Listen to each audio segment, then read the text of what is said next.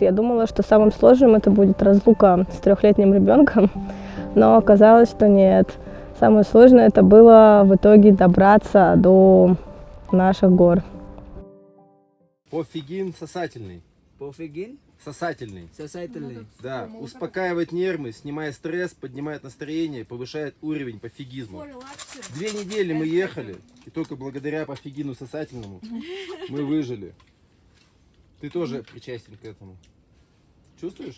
Хорошо. Хорошо. Пофигин называется. Пофигин. Пофигин. Пофигин. Пофигин. Very good. Very good.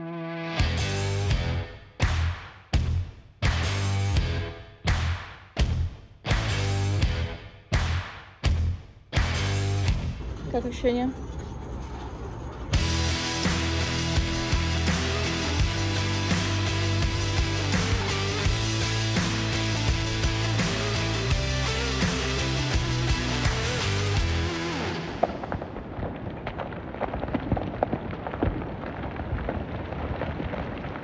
Я думаю, для каждого из нас это был первый опыт такой масштабной экспедиции.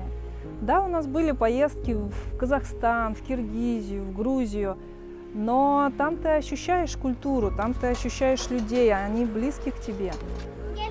Индия – это же совсем другое дело. Там ты себя по-настоящему ощущаешь чужестранцем. На тебя смотрят как на диковинку, подходят фотографироваться с тобой как с обезьянкой. Иногда даже просто хотят дотронуться до тебя. Это выглядит достаточно мило, но вот когда мы по-настоящему себя почувствовали чужестранцами, это в полицейском участке, когда мы хотели выпуститься в долину Кашмир у шефа полиции, и он очень долго рассказывал нам про сели, которые сходят в этой долине, но потом честно признался, что он не хочет брать русских туристов, пускать в долину, потому что сейчас сильно обостренная обстановка с Пакистаном, и он просто не может быть уверен в нашей безопасности. В горах очень часто принимаешь обстоятельства такие, какие они есть, и если закрывается один путь, значит нужно искать другой. Дорога в долину Мьяр должна была занять у нас 8 часов. Вместо этого мы ехали 3 дня.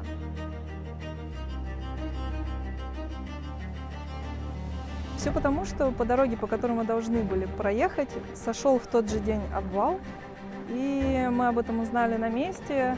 Мы просидели 3 дня в ожидании, когда же очистят дорогу.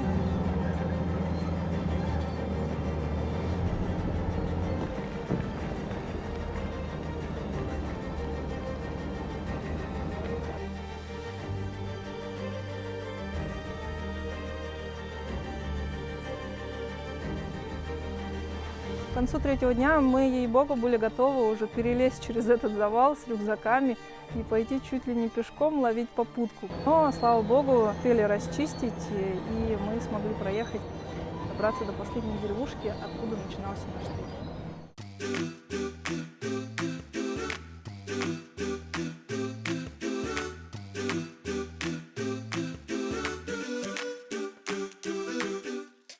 Мьяр-Вали – невероятно красивая долина. Здесь много зелени, много скал, много горных рек. Часть этих рек мы переходили по мостам, но где-то мостов не было, их смыло достаточно давно. И в таких местах мы переходили вброд. Вода в этих местах ледяная, течение очень сильное, а глубина, где мы переходили, была в некоторых местах по пояс. Поэтому переходили мы по двое, чтобы подстраховывать друг друга, где-то держать. Успешно преодолели все броды.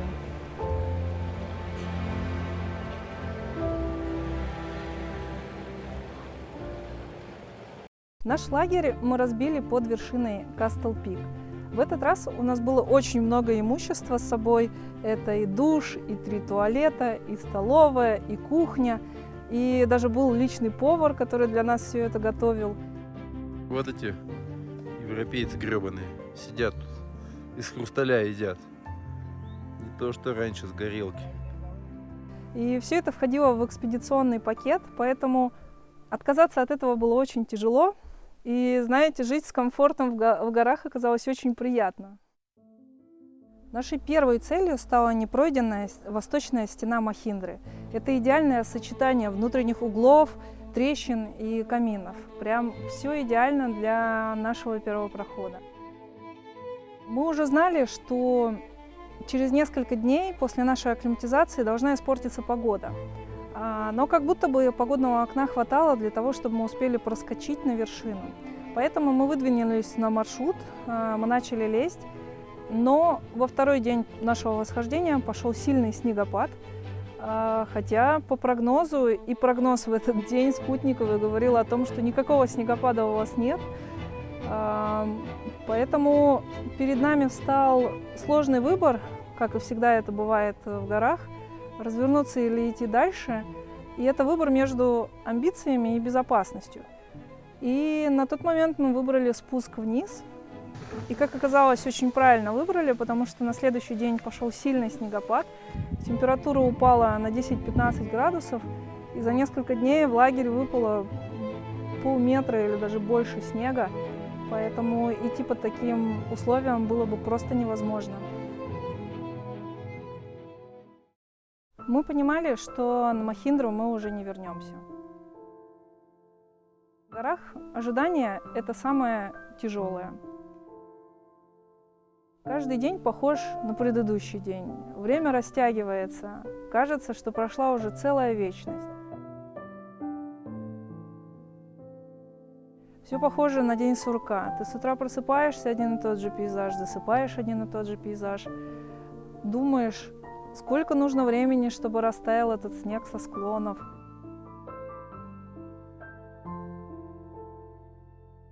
А вообще стоит ли куда-то идти и дергаться? А какой будет подход?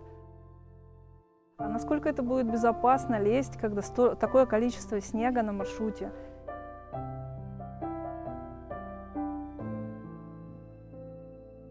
Потом думаешь, а стоит ли оно вообще того, чтобы рисковать? Через 5 дней мы все-таки решили полезть. Мы присмотрели новую линию на Айрис Пик и, собственно, полезли. Мы решили максимально облегчить снаряжение, не брать ничего лишнего, в том числе лишней еды. Планировали залезть с одной ночевкой, но, как оказалось, маршрут оказался длиннее и сложнее, чем мы прогнозировали, поэтому мы провели на маршруте 2 ночи. В частности, это связано с погодными условиями, с тем, что днем тот снег, который выпал, начинал таять, и скалы становились мокрыми, что замедляло лидера. Скальники мокрые, руки мокрые. В общем, так себе участочек. Утром, когда солнце еще не зашло, либо вечером, когда оно уже ушло, скалы становились обледенелые. Поэтому это тоже замедляло частично нашу команду. Маршрут был логичный, это был первопроход лично для нас, потому что мы не знали, какие линии идут на Айрис Пик. Мы видели только тот рельеф, который открывался с каждой веревкой для нас. Это было неописуемо классно, когда ты не знаешь заранее, что тебя ждет, и ты выбираешь путь уже исходя из того, где находишься в текущей точке. Такое чувство свободы, что ты ни к чему не привязан, никаким описанием, и следуешь своим инстинктам, куда нужно лезть.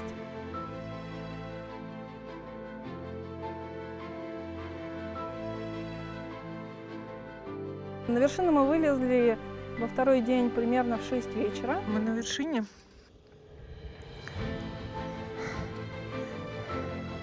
Девчонки жмарят. Солнце уже садится. Скоро будем спускаться по холоду и по темноте. Спускались мы по пути подъема. Это были ночные дюльфера. Спустились мы примерно к полуночи к палатке. У нас не оставалось еды, потому что мы планировали залезть за день с одной ночевкой. И буквально там чаечек, какие-то перекусы. И мы начали спуск в 3-й день уже до базового лагеря. Базовый лагерь уже к тому моменту был свернут. Все лошади унесли все, что было в базовом лагере, кроме нашего железа, которое было с нами. Поэтому мы, чуть-чуть отдохнув, съев все, что осталось для нас в базовом лагере, начали спускаться. Это был трекинг 30 километров со всем железом, что было у нас. Нам сильно помогли Илья и Андрей, которые смогли забрать часть железа на себя. После утренних дельферов идти 30 километров после обеденного трекинга оказалось непросто. Примерно в 6 часов вечера мы преодолевали холодный брод. Мы шли уже на остатки сил. Кто-то хотел поплакать, но уже не мог, потому что не было сил даже плакать. Кого-то просто заваливало из стороны в сторону, у кого-то болели колени. Путь обратно дался нам нелегко, но так или иначе мы были очень счастливы от того, что у нас получилось зайти на вершину. Сюда? Таштушки, поздравляем! Давай, давай! Отлично, приняли, спасибо.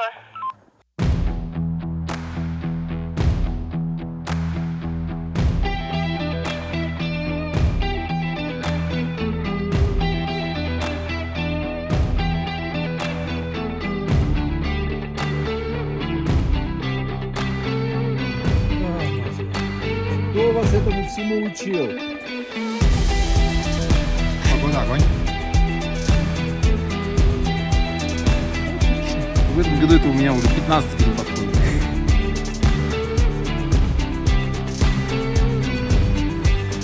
Вот оно, чудодействие от риса. Бегущие сразу.